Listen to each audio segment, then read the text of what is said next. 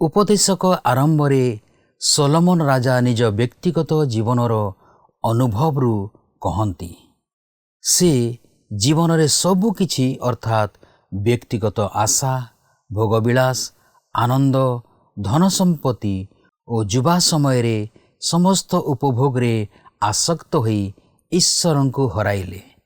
ଗତି ପ୍ରଦୀପ ସେହି ନିରାଶାରେ ଆଶା ଦେଇ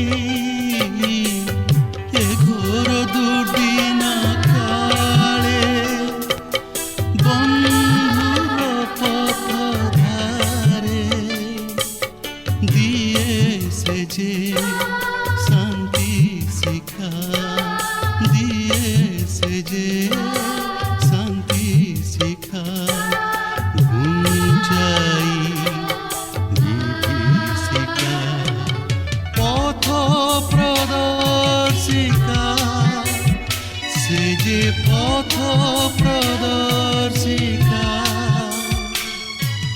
ପଥ ପ୍ରଦର୍ଶିକା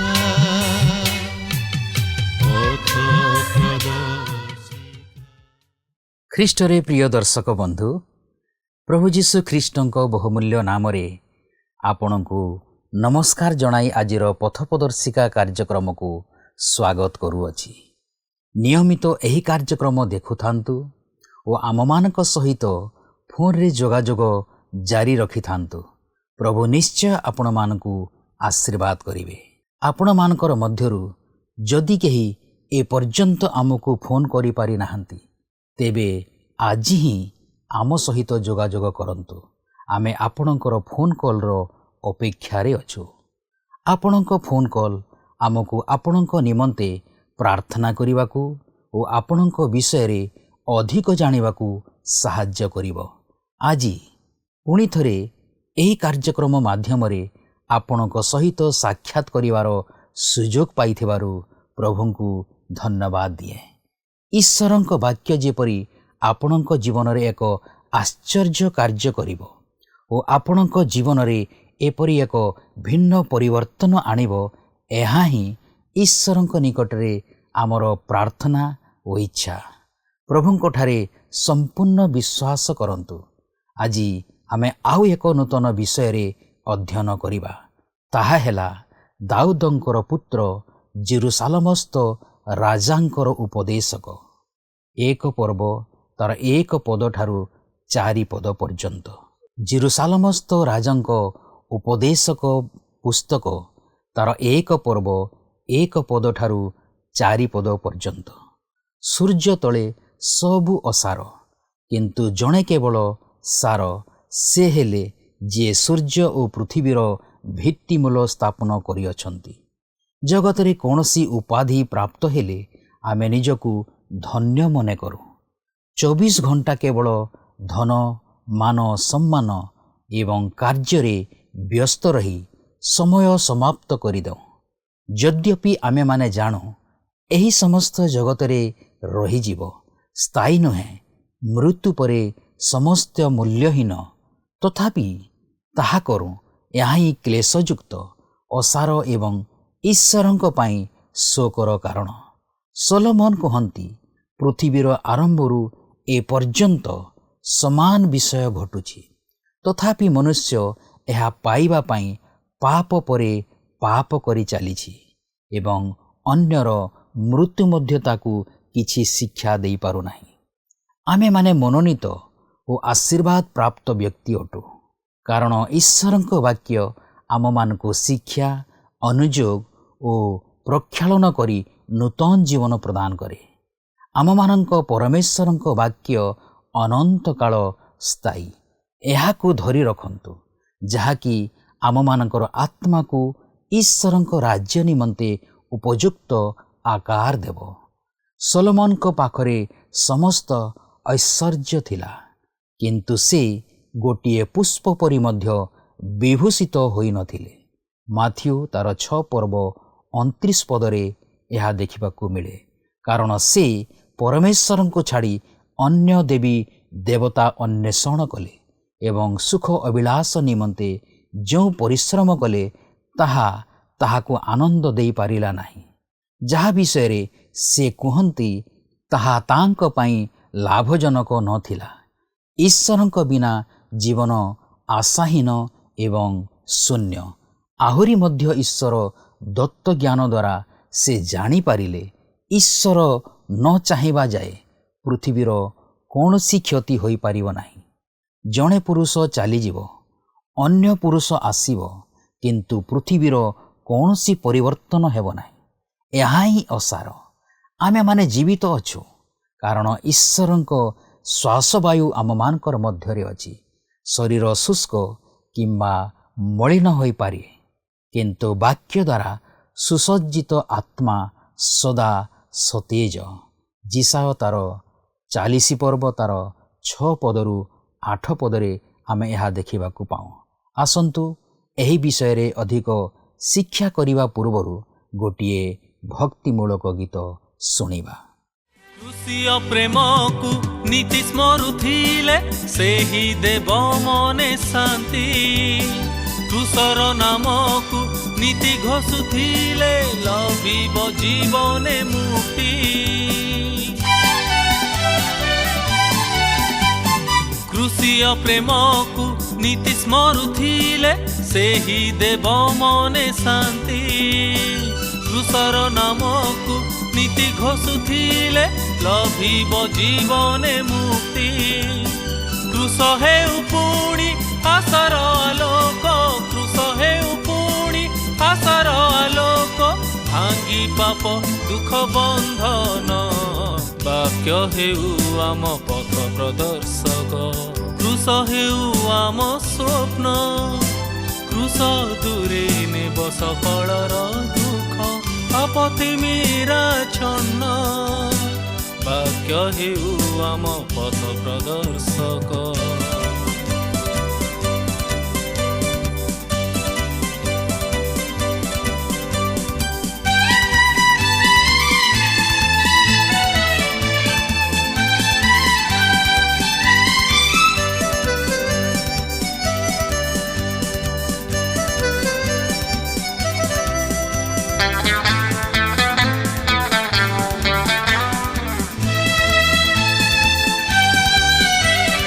କୃଷ ପାଶେ ଆମେ ଅରପିବା ଆଜି, ଅଛି ଯେତେ ପାପ ରାଶି। କୃଷ ହିଁ କେବଳ ନେବ ହୃଦୟରୁ ପାପ ଦାଗ ସବୁ ନାଶି। କୃଷ ପାଶେ ଆମେ ଅରପିବା ଆଜି, ଅଛି ଯେତେ ପାପ ରାଶି। କୃଷ ହିଁ କେବଳ ନେବ ହୃଦୟରୁ ପାପ ଦାଗ ସବୁ ନାଶି। ଆସନ୍ତୁ ବର୍ତ୍ତମାନ ଆମେ ପ୍ରଭୁଙ୍କର ବାକ୍ୟ ମଧ୍ୟକୁ ଯିବା। ଆଜି ଆମେ ଉପଦେଶକ ପୁସ୍ତକର ପ୍ରଥମ ପର୍ବର ପ୍ରଥମ 4 ପଦ ଅଧ୍ୟୟନ କରିବା ନିମନ୍ତେ ଯିବା। ତେବେ ଏହି ପୁସ୍ତକଟିକୁ ଅଧ୍ୟୟନ କରିବାକୁ ଯିବା ପୂର୍ବରୁ ଆସନ୍ତୁ ଏହି ପୁସ୍ତକର ପୃଷ୍ଠଭୂମି ପ୍ରତି ଟିକେ ଦୃଷ୍ଟି ଦେବା। ଏହି ପୁସ୍ତକର ଲେଖକ ହେଉଛନ୍ତି ଜ୍ଞାନୀ ରାଜା ସଲୋମନ। ସଲୋମନ ମଧ୍ୟ ହିତୋପଦେଶ ପୁସ୍ତକ ଓ ପରମଗୀତ ଲେଖିଥିଲେ।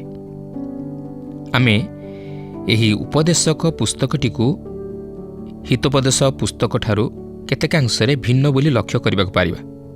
ହିତୋପଦେଶ ପୁସ୍ତକରେ ଆମେ ସଲୋମନଙ୍କର ଜ୍ଞାନର ବିଷୟକୁ ଦେଖିଥିଲୁ, ମାତ୍ର ଏହି ଉପଦେଶକ ପୁସ୍ତକରେ ଆମେ ସଲୋମନଙ୍କର ମୂର୍ଖତାର ବିଷୟକୁ ଲକ୍ଷ୍ୟ କରିବାକୁ ପାରିବା। ଏହି ଉପଦେଶକ ପୁସ୍ତକଟି ସଲୋମନଙ୍କ ଜୀବନର ଏକ ନାଟକୀୟ ଆତ୍ମଜୀବନୀ, ଯେତେବେଳେ କି ସେ ଈଶ୍ୱରଙ୍କ ଠାରୁ ଦୂରକୁ ଚାଲିଯାଇଥିଲେ। ଏହି ଉପଦେଶକ ନାମଟି ଜଣେ ପ୍ରଚାରକ ବା ଦାର୍ଶନିକଙ୍କୁ ଦର୍ଶାଏ। ତେବେ ଦାର୍ଶନିକ ଶବ୍ଦଟି ଅଧିକ ପ୍ରଯୁଜ୍ୟ ହୋଇପାରେ, କାରଣ ଏହାକୁ କେତେକାଂଶରେ ଭୁଲ ଅର୍ଥରେ ଗ୍ରହଣ କରି ନିଆଯାଇଥାଏ। ଏହି ପୁସ୍ତକର ବିଷୟବସ୍ତୁ ଈଶ୍ୱରଙ୍କ ବ୍ୟତୀତ ମନୁଷ୍ୟର ଦାର୍ଶନିକ ବିଚାର ଅଟେ, ଯାହାକି ଏହି ପୁସ୍ତକ ଏକ ସିଦ୍ଧାନ୍ତରେ ଉପନୀତ ହେବା ପରି ଉପନୀତ ହୋଇଥାଏ। କାରଣ ଏହି ପୁସ୍ତକରେ ଆମେ କେତେକ ଉକ୍ତିକୁ ଲକ୍ଷ୍ୟ କରିବାକୁ ପାରିବା, ଯାହାକି ଧର୍ମଶାସ୍ତ୍ରର ଅନ୍ୟ କେତେକ ନିର୍ଦ୍ଦିଷ୍ଟ ଉକ୍ତି ସହିତ ମତ ପାର୍ଥକ୍ୟତା ଦର୍ଶାଏ। ସଲୋମନ ମନୁଷ୍ୟମାନଙ୍କ ମଧ୍ୟରେ ସବୁଠାରୁ ଜ୍ଞାନୀ ଥିଲେ ଓ ତାହାଙ୍କର ଏକ ଜ୍ଞାନ ଥିଲା ଯାହାକି ଈଶ୍ୱର ଦତ୍ତ ଜ୍ଞାନ। ସେ ଜୀବନର ପ୍ରତ୍ୟେକ କ୍ଷେତ୍ରରେ ସୁଖ ତଥା ଆନନ୍ଦକୁ ଉପଭୋଗ କରିବାକୁ ଚାହିଁଥିଲେ, ଯାହାକି ମନୁଷ୍ୟ ନିମନ୍ତେ ଜଣାଶୁଣା। ଓ ଶେଷରେ ସେ ଏହି ସିଦ୍ଧାନ୍ତରେ ଉପନୀତ ହେଲେ ଯେ ସମସ୍ତ ହିଁ ଅସାର। ଅସାର ଶବ୍ଦର ଅର୍ଥ ଶୂନ୍ୟ ବା ଉଦ୍ଦେଶ୍ୟବିହୀନ। ଏହି ଅସାର ପଛରେ ଧାଇଁଲେ ମନୁଷ୍ୟ ତାହାର ଜୀବନରେ କେବେ ହେଲେ ପରିତୃପ୍ତି ପାଇପାରିବ ନାହିଁ। ଈଶ୍ୱର ଆୟୁବଙ୍କୁ ଦେଖାଇଲେ ଜଣେ ଧାର୍ମିକ ବ୍ୟକ୍ତି ଯେ କି ଈଶ୍ୱରଙ୍କ ଦୃଷ୍ଟିରେ ପାପୀ ଥିଲେ। ଏହି ଉପଦେଶକରେ ଈଶ୍ୱର ସଲୋମନଙ୍କୁ ଦେଖାଇଲେ ଜଣେ ମହାଜ୍ଞାନୀ ଯେ କି ଈଶ୍ୱରଙ୍କ ଦୃଷ୍ଟିରେ ମୂର୍ଖ ଥିଲେ। ଏହା ଏପରି ଏକ ପୁସ୍ତକ ଯେଉଁଥିରୁ ଅନେକ ଜ୍ଞାନୀ, ବିଦ୍ୱାନ ଓ ଉଚ୍ଚ ଯୋଗ୍ୟତା ସମ୍ପନ୍ନ ତଥା ପ୍ରଚାରକମାନଙ୍କୁ ମଧ୍ୟ ଅନେକ କିଛି ବିଷୟ ଶିକ୍ଷା କରିବାକୁ ଅଛି। ସେମାନଙ୍କର ସମସ୍ତ ଜ୍ଞାନ, ବୁଦ୍ଧି ସତ୍ତ୍ୱେ ମଧ୍ୟ ଉଦ୍ଧାରର ଅନୁଭୂତି ପ୍ରାପ୍ତ ହୋଇନଥିବା ବ୍ୟକ୍ତି ବା ଆତ୍ମିକ ଜୀବନରେ ନୂତନୀକୃତ ହୋଇନଥିବା ବ୍ୟକ୍ତି ଈଶ୍ୱରଙ୍କ ଦୃଷ୍ଟିରେ ମୂର୍ଖ ସ୍ୱରୂପ ଅଟନ୍ତି। ଏହି ଉପଦେଶକ ପୁସ୍ତକରେ ଆମେ ଶିକ୍ଷା କରିବାକୁ ପାରିବା ଯେ ଖ୍ରୀଷ୍ଟଙ୍କ ବିନା ଆମେ କେବେ ହେଲେ ଜୀବନରେ ପରିତୃପ୍ତି ଲାଭ କରିପାରିବା ନାହିଁ। ଏପରିକି ଯଦି ଆମେ ସମଗ୍ର ଜଗତ ଲାଭ କରି ମନୁଷ୍ୟ ଯେଉଁ ସମସ୍ତ ବିଷୟରେ ନିଜର ହୃଦୟକୁ ପରିତୃପ୍ତ ରଖିବା ଲାଗି ଆବଶ୍ୟକ ବୋଲି ବିଚାର କରେ, ସେହି ସମସ୍ତ ବିଷୟ ମଧ୍ୟ ପ୍ରାପ୍ତ ହେବା, ତାହେଲେ ମଧ୍ୟ ଆମେମାନେ ପରିତୃପ୍ତ ହୋଇପାରିବା ନାହିଁ। ଏହି ଜଗତ ମନୁଷ୍ୟର ହୃଦୟକୁ ସନ୍ତୁଷ୍ଟ କରିପାରିବ ନାହିଁ, କାରଣ ଏହି ଜଗତର ବିଷୟ ପ୍ରତି ମନୁଷ୍ୟର ହୃଦୟ ଅତି ସମ୍ପ୍ରସାରିତ। ମନୁଷ୍ୟର ଚାହିଦା ଅପୂରଣୀୟ ଓ ମନୁଷ୍ୟର ଅଭାବ ଅସୀମ। ପରମ ଗୀତରେ ଆମେ ଶିକ୍ଷା କରିବାକୁ ପାରିବା ଯେ ଯଦି ଆମେ ଜଗତରୁ ଫେରି ଖ୍ରୀଷ୍ଟଙ୍କ ଆଡ଼କୁ ଦୃଷ୍ଟି କରିବା, ତାହାହେଲେ ଆମ୍ଭେମାନେ ତାହାଙ୍କର ସେହି ପ୍ରେମର ଅଦୃଶ୍ୟ ବହୁମୂଲ୍ୟତାକୁ କଳନା କରିପାରିବା ନାହିଁ, ଯେହେତୁ ତାହା ଆମ୍ଭମାନଙ୍କ ହୃଦୟଠାରୁ ଅଧିକ ସମ୍ପ୍ରସାରିତ। ତେବେ ଏହି ପୁସ୍ତକର ମୁଖ୍ୟ ଶବ୍ଦଟି ହେଉଛି ଅସାର, ଯାହାକି ଏହି ପୁସ୍ତକରେ 37 ଥର ପ୍ରୟୋଗ କରାଯାଇଅଛି ଓ ମୁଖ୍ୟ ଖଣ୍ଡବାକ୍ୟ ହେଉଛି ସୂର୍ଯ୍ୟ ତଳେ, ଯାହାକି 29 ଥର ପ୍ରୟୋଗ କରାଯାଇଅଛି। ଆଉ ଏକ ଖଣ୍ଡବାକ୍ୟ ଯାହାକି ବ୍ୟବହୃତ ହୋଇଅଛି ତାହା ହେଉଛି ମୁଁ ମୋର ହୃଦୟରେ କହିଲି। ଅନ୍ୟ ଅର୍ଥରେ କହିବାକୁ ଗଲେ ଏହି ପୁସ୍ତକଟି ମନୁଷ୍ୟ ହୃଦୟର ଗଭୀର ଚିନ୍ତାକୁ ଧାରଣ କରେ। ଏହି ସମସ୍ତ ଉପସଂହାର ଅଟନ୍ତି ଯାହାକି ମନୁଷ୍ୟମାନେ ସେମାନଙ୍କର ନିଜର ଜ୍ଞାନ, ଅଭିଜ୍ଞତା ମଧ୍ୟ ଦେଇ ପହଞ୍ଚି ପାରିଛନ୍ତି। ସଲୋମନ ସିଦ୍ଧାନ୍ତରେ ଉପନୀତ ହେଲେ ତାହା ଯଦିଓ ଈଶ୍ୱର ନିଶ୍ୱାସିତ ନୁହେଁ, ମାତ୍ର ଧର୍ମଶାସ୍ତ୍ର ଯାହାକି ସେମାନଙ୍କ ବିଷୟରେ ଆମମାନଙ୍କୁ କହେ ତାହା ଈଶ୍ୱର ନିଶ୍ୱାସିତ। ଉପଦେଶକ ପୁସ୍ତକ ଜ୍ଞାନୀ ରାଜା ସଲୋମନଙ୍କ ଜୀବନର ଏକ ନାଟକୀୟ ଆତ୍ମଜୀବନୀ, ଯେତେବେଳେ ସେ ଈଶ୍ୱରଙ୍କଠାରୁ ଦୂରେଇ ଯାଇଥିଲେ। ହିତୋପଦେଶ ପୁସ୍ତକ ଯେପରି ସଲୋମନଙ୍କ ଜ୍ଞାନର ବିଷୟ ପ୍ରକାଶ କରେ, ଉପଦେଶକ ପୁସ୍ତକ ସେହିପରି ସଲୋମନଙ୍କର ମୂର୍ଖତାର ବିଷୟକୁ ପ୍ରକାଶ କରେ। ଏହି ପୁସ୍ତକଟି ଏକ ସମସ୍ୟା ମଧ୍ୟ ଦେଇ ଆରମ୍ଭ ହୁଏ। ତାହା ହେଉଛି ଏହି ପୃଥିବୀରେ ସବୁକିଛି ଅସାର। ଏହାପରେ ଆମେ ଦେଖିବାକୁ ଯିବା ଯେ କେତେଗୁଡ଼ିଏ ପରୀକ୍ଷା ନିରୀକ୍ଷା କରାଯାଇଅଛି। ସଲୋମନ ବିଭିନ୍ନ କ୍ଷେତ୍ର ମଧ୍ୟ ଦେଇ ଓ ବିଭିନ୍ନ ପରିସ୍ଥିତି ମଧ୍ୟ ଦେଇ ବା ବିଭିନ୍ନ ଅନୁଭୂତି ମଧ୍ୟ ଦେଇ ପରିତୃପ୍ତି ଅନ୍ୱେଷଣ କରିବେ। ସେ ବିଜ୍ଞାନ, ପ୍ରକୃତିର ନିୟମ, ଜ୍ଞାନ ଓ ଦର୍ଶନ ଶାସ୍ତ୍ର ପ୍ରଭୃତି ଚେଷ୍ଟା କରିବେ। ସେ ବର୍ତ୍ତମାନ ବଞ୍ଚିବା ନିମନ୍ତେ ଆମୋଦ ପ୍ରମୋଦ ତଥା ଭୌତିକ ବିଷୟ ସବୁକୁ ଉପଲବ୍ଧି କରିବା ନିମନ୍ତେ ଚେଷ୍ଟା କରିବେ। ସେ ଅଦୃଷ୍ଟବାଦ, ଦର୍ଶନ ଶାସ୍ତ୍ର, ଧର୍ମ, ଧନ ଓ ନୈତିକତା ନେଇ ଏକ ଅନୁସନ୍ଧାନ ଚଳାଇବେ। ଏହାପରେ ଏହି ପୁସ୍ତକର ଶେଷ କେତୋଟି ପଦରେ ସେ ତାଙ୍କ ଅନୁସନ୍ଧାନର ଶେଷ ଫଳ ପ୍ରଦାନ କରିବେ। କିନ୍ତୁ ମନେ ରଖନ୍ତୁ ଯେ ପ୍ରତ୍ୟେକ ଅନୁସନ୍ଧାନର ଉପସଂହାର ମାନବୀୟ ମାତ୍ର ଈଶ୍ୱରଙ୍କ ସତ୍ୟ ନୁହେଁ। ତେବେ ଯେତେବେଳେ ଆମେ କହୁ ଯେ ଈଶ୍ୱରଙ୍କ ବାକ୍ୟ ଈଶ୍ୱର ନିଶ୍ୱାସିତ, ସେତେବେଳେ ଏହି ନିଶ୍ୱାସିତର ଅର୍ଥକୁ ଭୁଲ ବୁଝନ୍ତୁ ନାହିଁ। ଏହି ଈଶ୍ୱର ନିଶ୍ୱାସିତ ବା ଐଶୀ ପ୍ରେରଣା ଧର୍ମଶାସ୍ତ୍ରର ବାକ୍ୟଗୁଡ଼ିକର ସତ୍ୟାସତ୍ୟକୁ ପ୍ରମାଣିତ କରେ, ମାତ୍ର ସଦାସର୍ବଦା ଚିନ୍ତାଧାରାକୁ ନୁହେଁ ଯାହାକି ପ୍ରକାଶ କରାଯାଇଥାଏ। ପୂର୍ବାପର ପ୍ରସଙ୍ଗ ବିଚାରକୁ ଅଣାଯିବା ଉଚିତ ଓ ବ୍ୟକ୍ତି ବିଶେଷ ପ୍ରତି ଦୃଷ୍ଟି ଦେବା ଉଚିତ ଯେ କି ସେହି ଉକ୍ତି ଗଢ଼ିଛନ୍ତି ଓ କେଉଁ ପରିସ୍ଥିତିକୁ ନେଇ ସେହି ଉକ୍ତିଟି ପ୍ରକାଶ କରାଯାଇଅଛି। ଉଦାହରଣ ସ୍ୱରୂପେ ଇସ୍କାରିୟତ ଜିହୁଦା ଦ୍ୱାରା ପ୍ରଭୁ ଯୀଶୁଖ୍ରୀଷ୍ଟଙ୍କର ଶତ୍ରୁ ହସ୍ତରେ ସମର୍ପିତ ହେବା ଘଟଣାଟି ଈଶ୍ୱର ନିଶ୍ୱାସିତ, ମାତ୍ର ଜିହୁଦାର କାର୍ଯ୍ୟ ଈଶ୍ୱର ନିଶ୍ୱାସିତ ନଥିଲା, ଏହା ଶୈତାନିକ କାର୍ଯ୍ୟ ଥିଲା। ତା ଛଡ଼ା ସଲୋମନ ଯେଉଁ ଉକ୍ତିଗୁଡ଼ିକ ପ୍ରକାଶ କରନ୍ତି, ଯେତେବେଳେ କି ସେ ଈଶ୍ୱରଙ୍କଠାରୁ ଦୂରବର୍ତ୍ତୀ ଜୀବନଯାପନ କରି ପରିତୃପ୍ତିର ଅନ୍ୱେଷଣ କରୁଅଛନ୍ତି, ସଦାସର୍ବଦା ଈଶ୍ୱରଙ୍କ ଚିନ୍ତାଧାରା ଅନୁଯାୟୀ ନୁହେଁ। ସଲୋମନ ଯାହା କହନ୍ତି ତାହା ଯେ ଯଥାର୍ଥ ଭାବେ ଧର୍ମଶାସ୍ତ୍ରରେ ଲିପିବଦ୍ଧ ହୋଇଅଛି, ତହିଁର ସତ୍ୟତା ଈଶ୍ୱର ନିଶ୍ୱାସିତ ବା ଐଶୀ ପ୍ରେରଣା ପ୍ରମାଣିତ କରେ। ତେବେ ଆସନ୍ତୁ ବର୍ତ୍ତମାନ ଆମେ ସେହି ସମସ୍ତ ବିଷୟ ଏହି ପୁସ୍ତକଟିକୁ ଅଧ୍ୟୟନ କରି ଆଲୋଚନା କରିବା ନିମନ୍ତେ ଯିବା।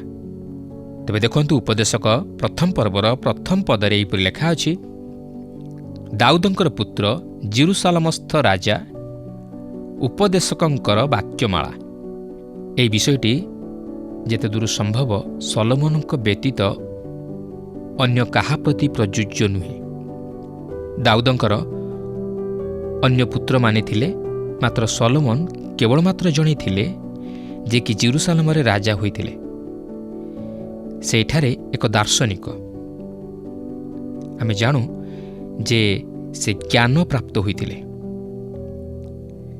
ମାତ୍ର ପ୍ରକୃତରେ ଏହା ଆତ୍ମିକ ବିଚାର ବୁଦ୍ଧିର ଜ୍ଞାନ ନଥିଲା, ମାତ୍ର ଲୋକମାନଙ୍କୁ ଶାସନ କରିବାର ଜ୍ଞାନ, ଯାହାକି ରାଜନୈତିକ ଜ୍ଞାନ ଥିଲା।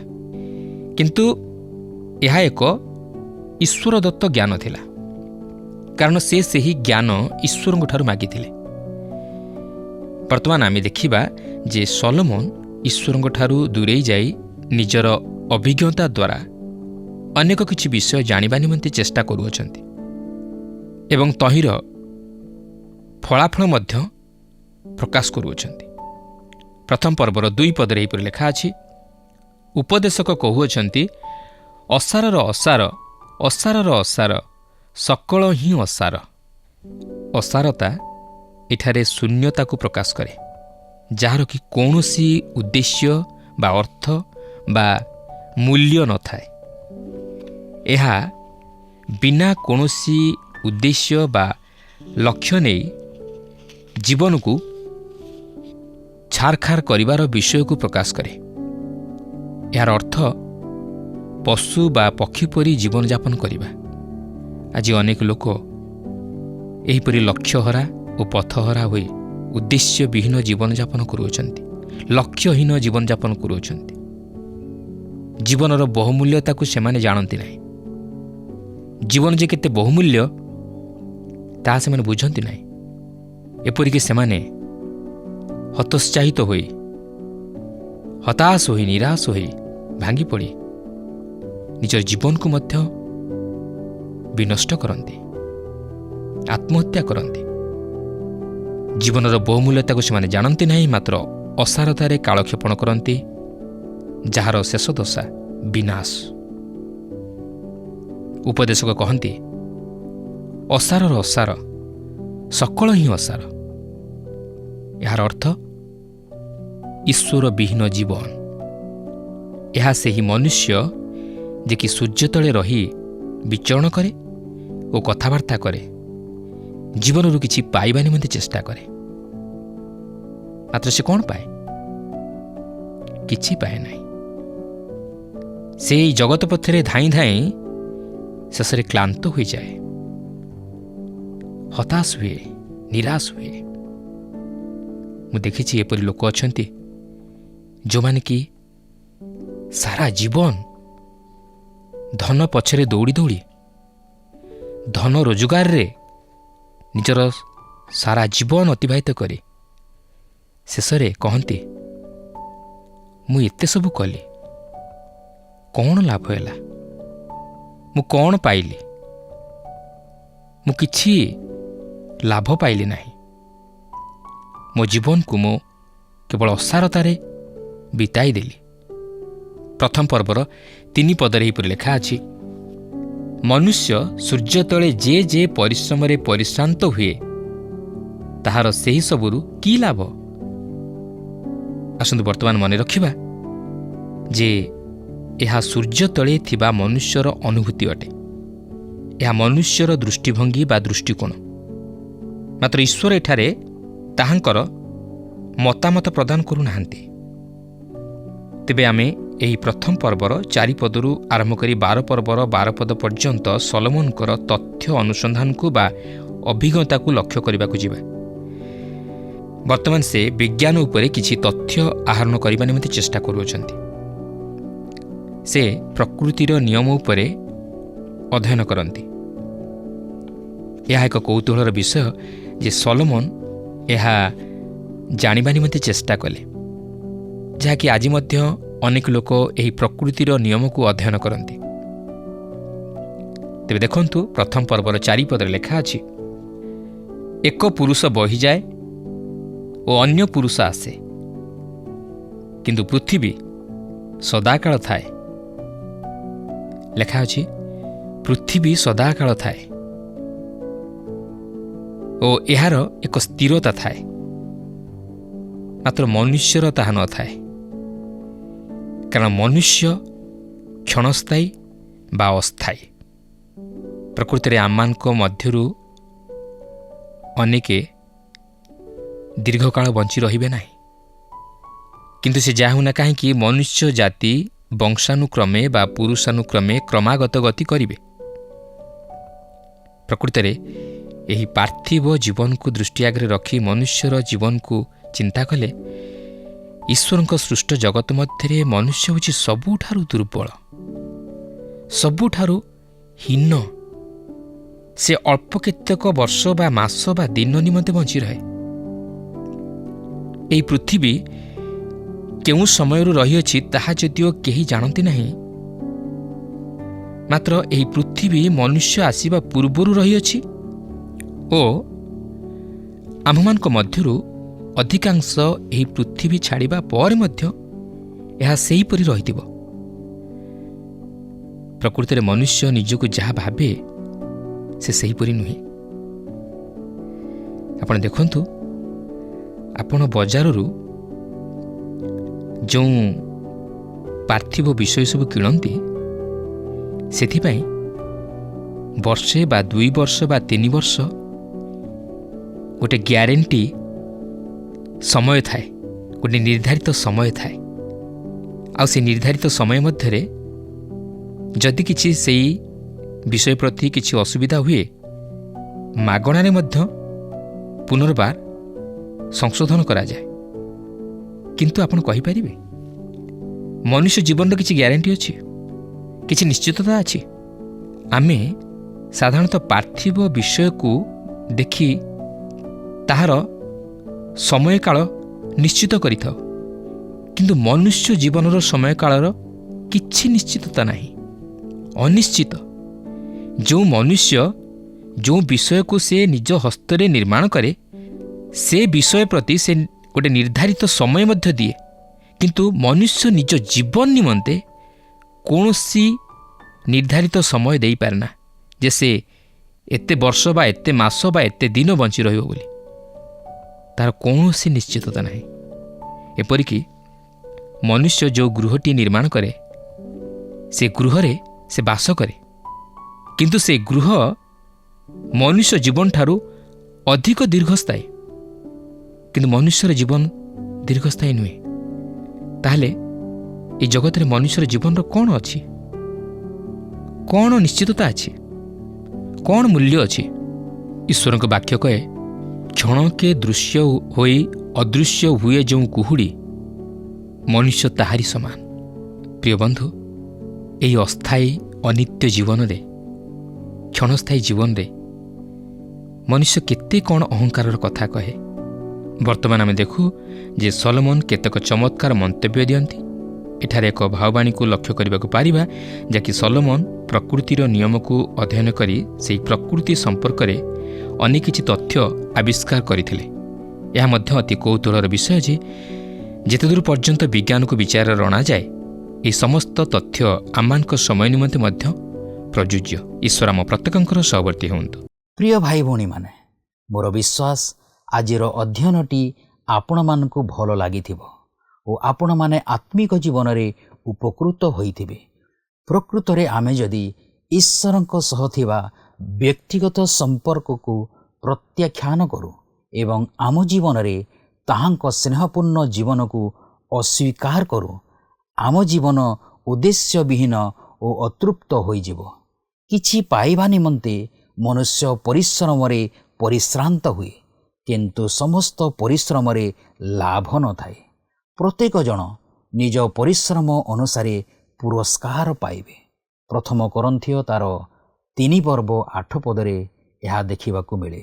ଯଦି ଆମେମାନେ ଈଶ୍ୱରଙ୍କଠାରେ ରହି ପରିଶ୍ରମ କରୁଅଛୁ, ତାହାହେଲେ ଦର୍ପ କରୁ କି ଆମେ ବୃଥାରେ ଦୌଡ଼ୁନାହୁଁ କି ପରିଶ୍ରମ କରୁନାହୁଁ। ଫିଲିପିୟ ତାର 2 ପର୍ବ 16 ପଦରେ ଏହା ଦେଖିବାକୁ ମିଳେ। ପୁରସ୍କାର ରଖାଯାଇଅଛି। ପ୍ରିୟ ଦର୍ଶକ ବନ୍ଧୁ, ଆଜି ତ ଆମ ସମୟ ଶେଷ ହେଲାଣି। ପରବର୍ତ୍ତୀ କାର୍ଯ୍ୟକ୍ରମରେ ପୁଣି ଆପଣଙ୍କ ସହିତ ସାକ୍ଷାତ ହେବ। ଫୋନ୍ ମାଧ୍ୟମରେ ଓ ଏହି କାର୍ଯ୍ୟକ୍ରମ ମାଧ୍ୟମରେ ଆମ ସହିତ ଯୋଡ଼ି ହୋଇ ରୁହନ୍ତୁ। ଆପଣଙ୍କଠାରୁ ବିଦାୟ ନେବା ପୂର୍ବରୁ ଆସନ୍ତୁ ପ୍ରାର୍ଥନା କରିବା। ପବିତ୍ର ମଙ୍ଗଳମୟ ସ୍ୱର୍ଗସ୍ଥ ପିତା, ଆମେ ତୁମକୁ ଧନ୍ୟବାଦ ଦେଉଅଛୁ। ଆଜି ଯେତେବେଳେ ଏହି ଅସାର ଜଗତ ମଧ୍ୟରେ ଆମେମାନେ ବଞ୍ଚି ରହିଛୁ, ପବିତ୍ର ପ୍ରିୟ ପ୍ରଭୁ, ତୁମରି ସେହି ପବିତ୍ର ବାକ୍ୟକୁ ଆମେମାନେ ନିଜ ନିଜର ଜୀବନରେ ସଞ୍ଚୟ କରି ଯେପରି ରଖିବାକୁ ପାରିବୁ, ସେହିପରି ଆମମାନଙ୍କୁ ତୁମେ ସାହାଯ୍ୟ କର। ଆମ ପ୍ରିୟ ଦର୍ଶକ ବନ୍ଧୁମାନଙ୍କୁ ଆଶୀର୍ବାଦ କର, ସେମାନଙ୍କର ଯତ୍ନ ତତ୍ତ୍ୱ ତୁମେ ନିଅ। ପ୍ରେମିକ ଦୟାଳୁ ସ୍ୱର୍ଗସ୍ଥ ପିତା, ଆମେ ଯେପରି ସବୁବେଳେ ତୁମକୁ ଅନୁଧ୍ୟାନ କରି ଏହି ଜଗତ ମଧ୍ୟରେ ଯେପରି ବଞ୍ଚିବାକୁ ପାରିବୁ, ସେହିପରି ଆମମାନଙ୍କୁ ତୁମେ ସାହାଯ୍ୟ କର। ଗୌରବ ସମ୍ଭ୍ରମ କେବଳ ତୁମକୁ ଦେଇ ଯୀଶୁଙ୍କ ନାମରେ ଏହି ପ୍ରାର୍ଥନା ମାଗୁଅଛୁ, ଆମେନ୍। ବହୁତ ବହୁତ ଧନ୍ୟବାଦ। ପ୍ରଭୁ ଆପଣମାନଙ୍କୁ ଆଶୀର୍ବାଦ କରନ୍ତୁ। ଧନ୍ୟବାଦ। ଗତ ପ୍ରଶ୍ନର ଉତ୍ତରଟି ହେଲା ସି, ସୁସମାଚାର ପ୍ରଚାରକ। ଆଜିର ପ୍ରଶ୍ନଟି ହେଲା, ଉପଦେଶ ପୁସ୍ତକର ଲେଖକ କିଏ? A, Solomon, B, Daud, C, Abraham, D, Yakub.